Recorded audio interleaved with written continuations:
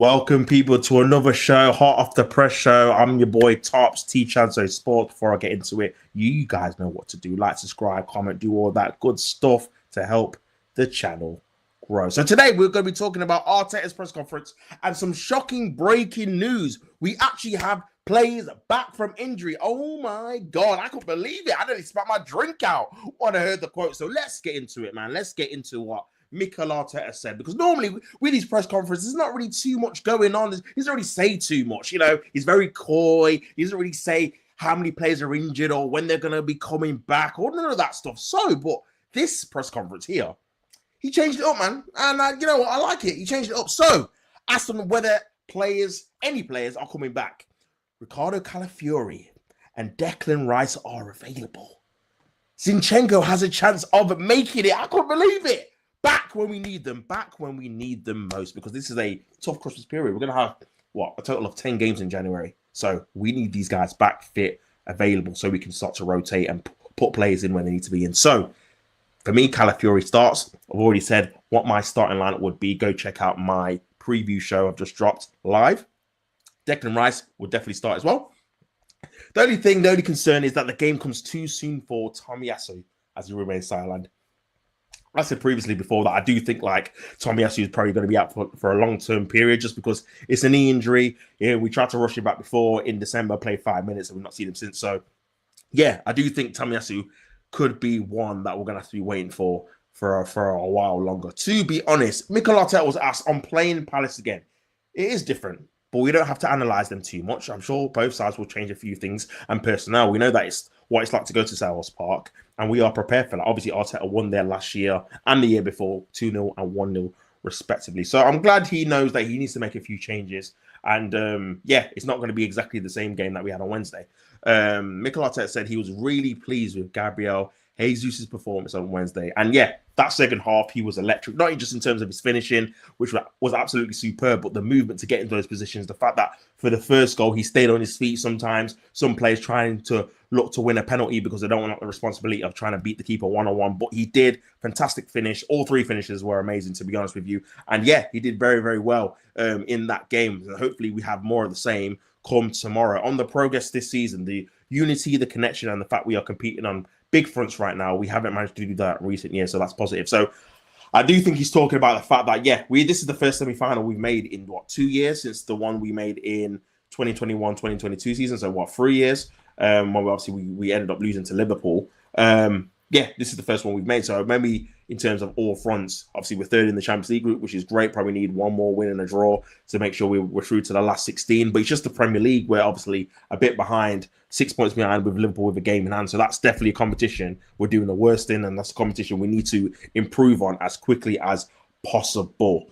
He was then asked, he said building a connection with the fans takes time, but 5 years on, he feels like there's a common respect and feeling between him and the fans. Well, listen, there's a lot of Mikel Arteta supporters. There's a lot of people that obviously want him to stay in a job for as long as possible. There's a lot of people that rate him. And listen, I'm not going to sit here and say he's not done a good job in terms of building the club back up from where it was eighth, never challenging for the league, out of the Champions League on a regular basis. So obviously us getting back into the Champions League, this is the second year we've been in it now, and us challenging regularly for the Premier League. Now, the final step and the final push is that he has to win some trophies now. This is the time to win. He's had enough money, in my opinion, to start winning some silverware. There's not just the league you have to go for. You can go for other trophies, and I think we've seen that. And we've had a good draw in the League Cup. I'm not going to deny that. That we need to be seeing us lift some other silverware. Manchester City are obviously falling off in the league. They're out the League Cup. They're not doing well in the Champions League. So that's 3 competitions where normally they're favouring, that they're not doing very, very well in all 3. And obviously one of them they're already out of. So yeah, perfect opportunity, great opportunity for obviously Arsenal to try and do something and win some silverware. So yeah, and if he has looked ahead for 5 years' time, no, we have to live in the present in this job. You can prepare for mid to long term, but you have to be in the moment to understand how things are working and put process into place to make better decisions. Yeah, processes into place, sorry, to make better decisions. Yeah. Listen, I don't think anyone could be looking 5 years ahead. No one knows what's going to happen. No one knows how things are going to pan out. So yeah, to be looking that far ahead, I do think would be quite premature in my opinion. But yeah, it's an interesting one, man. I do think Obviously, if you look back at his time, he's only won the one trophy. But there has been significant progress made in the league. Now, at the minute, obviously the season's not finished though, but at the minute we have obviously regressed in terms of goals scored, points gained at this time last season. But there is time to obviously make amends and improve on what we did. But we're gonna have to be near perfect to even contemplate to even get near to what we got. Remember, we got 89 points. We nearly got 90 points, 1 point off 90 in last season. We're currently on what is it, 29 points now or 30 points? I don't even know, man. To be honest with you, let me have a look at the table. Let me have a look. We are on. No, that's not the right table. That is the Champions League table. Bear me 1 second. So yeah, we're on we're on 30 points, which is obviously, I think I read before, it was 9 points behind what we're normally on. So yeah, it is a downer. We are down 9 points, but the good thing is that obviously we're doing well in other competitions, and maybe we can gain confidence from lifting the Carabao Cup early, or going far in the Champions League, and that can translate to obviously our league form. So yeah, they're the really things I can think of to try and stay positive in this situation, because yeah, obviously a lot of Arsenal fans, including myself, are disappointed with how we've started the season in the league.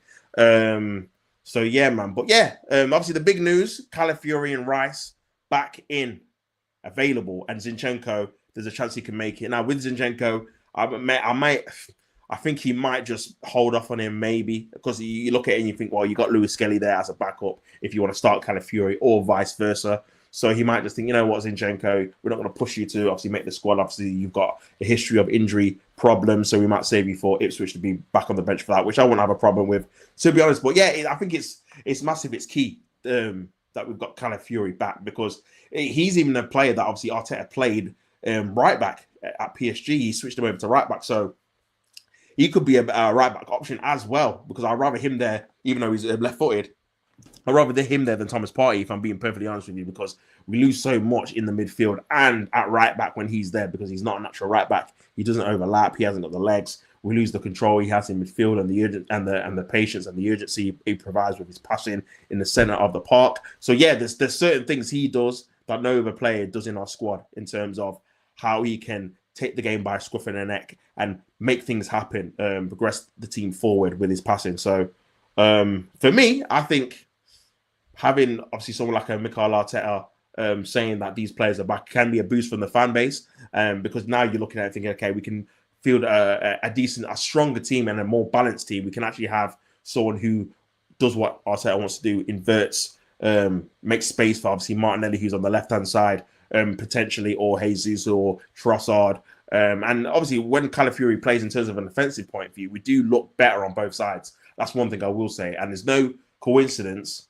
that we've stuttered and been literally ineffective on that left since Calafiori got injured. I'm not saying he's just the only reason why we were doing that, but we do look better going forward. We do, with him there. So yeah, hopefully we can keep him fit. I mean, I read somewhere that he's only played like 2 or 3 times with Timber right back, Calafiori left back, which is probably that is his best 2 fullbacks, I think, going forward. So yeah, it would be nice to see these guys back in the defense and see how we are in terms of creating stuff, because for me, I want to see a lot more on that left-hand side, whether it's Declan Rice or Marino in the left 8 and whoever is on that left wing position. I need to see a lot more from whoever it is, because we can't keep relying, like I always say, we can't keep relying on Saka and Odegaard to be providing the assists and the goals on that side only, because if one of them have a bad game or one of them is marked out the game, we're then relying on set pieces, because that left-hand side is literally null and void. We don't have anything going on that left. So yeah, need more variety, like I always say. But yeah, I'm looking forward to the game, man. I'm looking forward to the game. Obviously, we've got the confidence. We've got through to the semi-final of the Carabao Cup after beating this team. Obviously, it's going to be difficult away, Selhurst Park, under the lights. No one likes to be there. No one likes to be there. I don't want to be there. Obviously, the players are not going to be fun being there. They don't have like a 3:00 game where it's not televised. No one really knows what's happening. You can kind of get in there, get like a 1 or 2-0 and get yourself out there. But to be fair, we've beaten them the last 2 times under the lights. Last season, it was a Monday night game. The season before, it was a Friday night game. Now it's obviously a 5:30 Saturday game. So yeah, it's going to be dark. It's going to be a good atmosphere.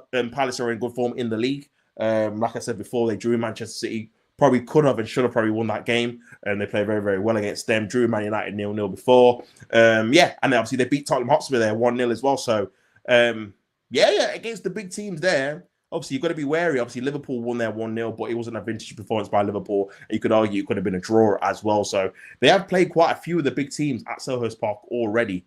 Got a draw at Stamford Bridge too. So that big game record against the big teams, it's decent, man. To be fair, we could be the first team to actually beat them from like the traditional big six kind of teams. Because I think everyone else has faced them already. So yeah, and not beat them. So yeah, we'll have to wait and see. Difficult game, but we'll see what happens. But yeah, that concludes the Hot Off the Press show. Please follow me on all social media platforms: TikTok, Instagram, X, all of that good stuff. Subscribe to the channel as well if you've got an opportunity. Let's go. But yeah, I'll be back tomorrow, obviously, for a watch along for the Arsenal game. Please stay tuned to that. Tune into that, comment, interact, do all of that good stuff, because tomorrow's watch along is going to be a good watch along, fun watch along. People are going to be watching, etc., etc. So yeah, looking forward to Crystal Palace versus Arsenal, watching that. Going to be a good game. Hopefully we can get the victory, get the 3 points, and then we can sit back, relax a little bit and see what happens with the Tottenham-Liverpool game. See if Liverpool can drop some points, and so we can try and catch them up in this so-called title race. But yeah, that has been the end of the stream. You know what to do. Like, subscribe, comment, do all of that good stuff. Like I always say, don't hate the player, hate the game. Man, let's go. Hopefully there's a victory tomorrow. But until